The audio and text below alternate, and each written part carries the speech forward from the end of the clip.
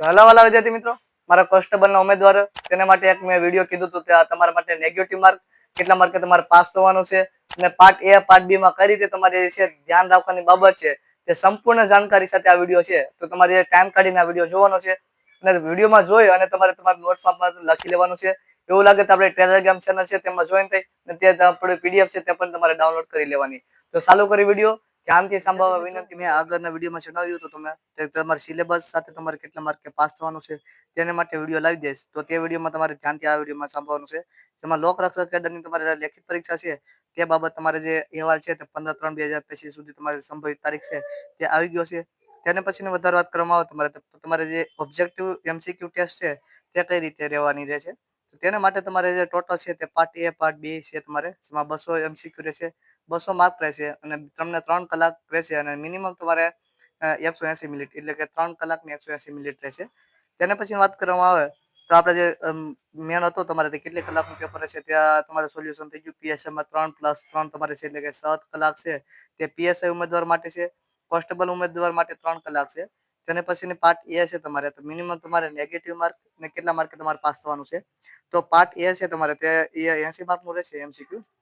Minimum તમારે જે છે તે ક્વોલિફાઈડ છે તે તમારે 40% તમારે જે છે ક્વોલિફાઈડ થશો એટલે કે 50% 50% રાખો ને એટલે કે 80 માર્કનું પેપર છે તમારે તો તમારે 40 માર્ક છે તે લાવવાના રહેશે. 40 માર્ક તમારા હશે તો તમારે પાર્ટ બી સેટ થશે. તો તમારે જે મેન ડાઉટ હતો તે ક્લિયર થઈ ગયો. તેના પછીની વાત કરવામાં આવે તો નેગેટિવ માર્ક છે તમારે 0 પોઈન્ટ તમારે જે છે તે પછી નેગેટિવ માર્ક લેવાના છે કોન્સ્ટેબલમાં. તેને પછી તમારે ઈ ઓપ્શન પણ આવેલું છે. જો તમે ઈ ઓપ્શન સિલેક્ટ કરી દો તો તમારે નેગેટિવ માર્ક એટલે કે તમારે જે છે તે પ્રશ્ન ખાલી રહેશે તેનામાં તમારે નેગેટિવ કપાશે નહીં. તેને પછી તમારે સિલેબસ તો છે તે તમને આગળ જે હસમુખભાઈ પટેલે જણાવી દીધો છે તે 80 માર્કનું રહેવાનું છે. તમારે 30 માર્ક તમારે 30 માર્ક પ્લસ 20 માર્ક રીઝનિંગ અને તમારે ડેટા એનાલિસિસ છે તમારે તેને લઈને તમારે છે લેંગ્વેજ અને અલગ અલગ તે 80 માર્કનું. હવે આવે છે પાર્ટ બી. તો પાર્ટ બી માં કઈ રીતે રહેવાનું છે? પાર્ટ બી માં 120 માર્કનું તમારે જે છે તે MCQ રહેવાનું રહેશે. 120 માર્કનું MCQ છે તો આમાં કઈ રીતે છે તો અમારે પણ તમારે જે છે તે 40% જે છે તે મિનિમમ તમારે ક્વોલિફાઈડ માટે તમારે 40% છે તે માર્ક જોશે. એટલે કે 120 માર્કનું MCQ છે એમાંથી તમારે 40 માર્ક તમારે લાવવા ફરજિયાત રહેશે. તે તમારે રહેશે તો તમારે મેરિટમાં તમારું નામ આવવાની શક્યતા રહેશે. નેગેટિવ માર્ક આમાં કેટલા છે તો આમાં પણ 0 પોઈન્ટ પછી તમારે નેગેટિવ માર્ક છે. એનું ઓપ્શન આ પાર્ટ બી માં પણ તમારે છે.